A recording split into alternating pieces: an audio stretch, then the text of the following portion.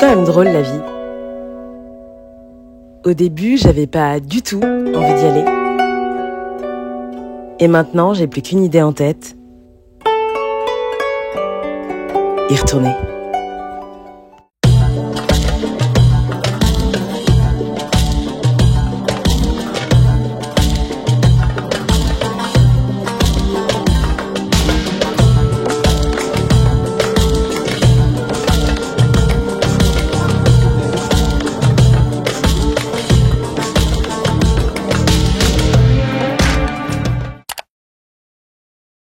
Mes parents m'ont toujours appris à ne pas avoir de préjugés. Que les préjugés, c'est mal. Qu'il faut toujours se faire son propre avis. Après tout, il ne faut pas juger la couverture d'un livre avant de l'avoir lu, n'est-ce pas? C'est un mantra que je me suis toujours appliqué à appliquer. C'est simple. Je laisse le bénéfice du doute à absolument tout. Enfin presque. Je saurais pas vous dire si c'est à cause de la télé-réalité, si c'est à cause de ce qu'on nous montre à la télé ou sur les réseaux sociaux. En tout cas, j'avais pas forcément une hyper bonne image de Dubaï. Et très honnêtement, pour rien au monde, j'y serais allée. Mais bon, en moins de temps qu'il n'en faut pour le dire, je préparais ma valise pour me rendre dans la ville de la télé-réalité. Du moins, c'est ce que je pensais. Ah, Dubaï, la ville aux mille et une contradictions. Où les chameaux côtoient les gratte-ciel et où modernité et tradition marchent à l'unisson. Une ville qui tourne à 100 000 km/h à en avoir le tournis, qui ne se fatigue jamais et reste éveillée jour et nuit. Je ne vous ferai pas une dissertation argumentée sur est-ce que oui ou non les clichés sont avérés. Je me contenterai juste de vous partager les moments, les points et les lieux que je n'ai pas envie d'oublier. Et ça commence dès 8h du matin avec un soleil d'aplomb et cette magnifique vue depuis mon logement sur les travaux. Car oui, ce qu'il faut savoir, c'est que Dubaï est clairement une ville en chantier. Bon, c'est parti pour une journée au travail. Comme je vous l'ai dit, j'étais pas là pour les vacances. Donc tous les matins, je sautais dans mon ascenseur aux 23 boutons, direction le quartier de Business Bay. Business Bay, c'est l'un des quartiers d'affaires de Dubaï. C'est très calme, il n'y a pas grand chose à faire, à part admirer quelques yachts qui s'aventurent le long du canal, et cette eau turquoise qui donne juste envie de s'y baigner. Ce n'est qu'une fois le travail terminé que je pouvais prendre le taxi sur l'application Carim, hyper connue là-bas, direction le Dubai Mall, le fameux centre commercial, qui est au passage l'un des plus grands centres commerciaux du monde, si ce n'est le plus grand, avec plus de 1200 boutiques. Bon, moi le seul truc que je retiens, c'est le monde. Un monde de malades. Et si vous pensez faire de bonnes affaires malgré les réductions, je vous arrête tout de suite parce que tout est 20 à 30% plus cher qu'en Europe. Sinon, le truc sympa qu'il y a à faire, c'est d'aller jeter un petit coup d'œil au niveau de l'aquarium. Et si vous aimez pas les poissons, je vous recommande de prendre la sortie côté Burj Khalifa pour aller admirer le fameux monument emblématique de la ville de Dubaï. Bon, je vous préviens, il y a beaucoup de monde. Mais ce que j'ai fait, c'est que je me suis faufilée pour aller regarder le spectacle des fontaines qui a lieu tous les jours à partir de 18h30. Allez, puisque je suis sympa, je vous partage un extrait.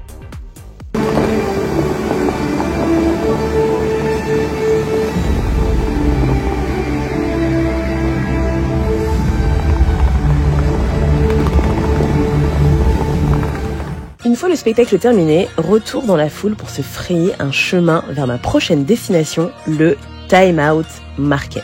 Le fameux food court qu'on retrouve dans pas mal de grandes villes avec des scènes ouvertes, des expositions et toujours une petite London vibe. Pour cette soirée, j'ai eu envie de me faire plaisir, alors j'ai pris un toast au bœuf wagyu et des frites de patates douces. C'était hyper bon, mais loin d'être donné puisque j'en ai eu pour 159 dirhams. Bon, ça y est, je suis prête à sortir. Mon appareil photo, mon téléphone et ma tête de déprimée parce que je viens de payer 33 € de taxi juste pour l'aller. Faudra compter 33 € de taxi pour le retour. Donc j'espère que Madina Jumeirah, ça vaut le coup parce qu'à 60 balles de taxi, il n'y a plus d'intérêt. Et quelques minutes plus tard, me voilà dans mon taxi Carim à 30 € l'aller pour me rendre dans le quartier de Madina Jumeirah, également appelée la Venise de Dubaï. Bordé par son canal, son ambiance chill, son souk de luxe et une vue imprenable sur le Burj Al Arab, je dois dire que ça a vraiment été l'un de mes lieux préférés à Dubaï. En plus, en arrivant, j'ai eu l'agréable surprise de voir qu'il y avait un événement artistique, alors je suis restée profiter de l'exposition avant de prendre la route pour mon coup de cœur du séjour, Kite Beach.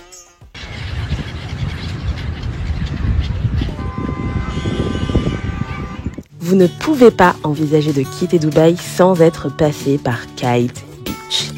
Kite Beach, c'est un peu le Los Angeles de Dubaï. On y retrouve ses pistes cyclables, ses palmiers qui longent le bord de mer, ses incroyables couchers de soleil et ses adresses ultra fancy. Le soir, le bord de mer s'illumine et rythme au son des food trucks. Je ne vous laisse même pas imaginer à quel point je me suis explosé le bide. Mais fort heureusement, comme dans la plupart des logements à Dubaï, le mien comprenait une piscine et une salle de sport. J'en ai donc profité pour faire quelques petites séances, histoire de compenser mes trop nombreux excès. J'ai bien dit essayer. Pour mon dernier week-end à Dubaï, j'avais envie de me sentir en vacances. J'ai donc pris le taxi Karim pour retrouver Cyrine, mon amie et expat à Dubaï depuis 8 ans, pour un brunch chez Abricot. Waouh, on se sent trop en vacances! Ce bruit que vous entendez n'est autre que le bruit du freinage sur le carrelage, car oui, il y a du carrelage au sol. C'est vous dire à quel point c'est propre. On a donc pris la voiture, car comme tout expat qui se respecte, Cyrine a une voiture, pour se rendre dans la vieille ville. On est passé devant une très belle mosquée et le musée du futur que je n'ai pas eu le temps de visiter. Et quelques kilomètres plus tard, nous voilà dans la vieille ville. On y retrouve son souk avec tout plein d'objets que j'avais très envie d'acheter, ses boutiques de Oud, le parfum local, et tout un tas de bric-à-brac et d'épices aux mille et une couleurs. Il faisait hyper chaud et j'avais super soif, donc on s'est posé dans un restaurant qui m'a fait penser à Mykonos pour siroter un bissap et un café turc plus épicé et sucré que l'expresso classique, avant de prendre la route pour Deira, son grand souk et son fameux marché de l'or. Bon, un peu comme à Marrakech, j'ai eu droit à tous les noms possibles. Nicki Minaj, Brown Sugar, Chocolady, mais je vous rassure, ça m'a pas du tout empêché de profiter de mon passage et de prendre en photo les imposantes pièces d'or que j'ai pu croiser. En dehors du souk de l'or, je trouve qu'il n'y a pas grand chose à faire à Deira. Alors on s'est empressé de reprendre la route pour filer à notre prochaine destination, un palace. On a un booking pour 18h, mais si on peut venir avant... C'est ça le luxe. C'est ça les produits de luxe. L'hôtel est incroyable. Non mais... Oh, au secours, j'ai pas vu ça. Je vois même pas avec mes vrais yeux tellement je suis à fond dans ma vidéo. Waouh, c'est des chevaux. Je vous l'accorde, j'étais complètement surexcitée, mais il faut dire que l'hôtel est absolument incroyable. Et c'est pas tout le temps qu'on a l'occasion d'aller dans des super beaux endroits, alors laissez-moi kiffer un peu, ok ? Parce que Dubaï, c'est aussi de magnifiques beach clubs à 200 € le transat, ce qui est beaucoup trop cher à mon goût malgré la vue. J'ai préféré prendre un tuk-tuk et utiliser cet argent pour aller manger. Et ben, je suis toujours avec vous. Coucou! Et on est dans notre petit buggy parce que ici, on ne marche pas, on se déplace en buggy. Blague à part, je me demande vraiment comment les gens font pour avoir des corps aussi incroyables alors que personne ne marche. Oh si, ça doit être la salle de sport ou la chirurgie. Anyway, nous voici arrivés à destination, un restaurant Michelin situé en bord de mer où on mange les pieds dans l'eau, appelé French Riviera. L'endroit parfait pour finir ce séjour en beauté et définitivement me donner envie d'y retourner.